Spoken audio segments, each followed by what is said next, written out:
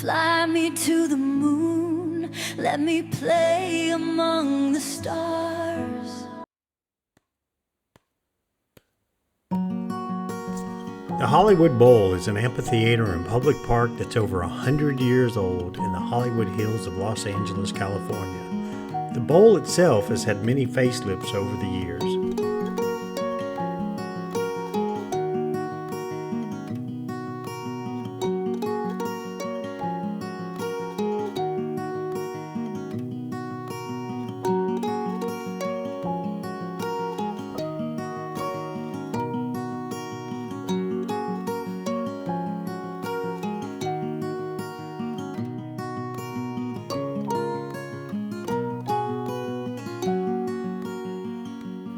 On March 27, 1921, the LA Philharmonic held its Easter sunrise service, marking the birth of the venue with that debut. Its first official season, however, didn't begin until July 1922.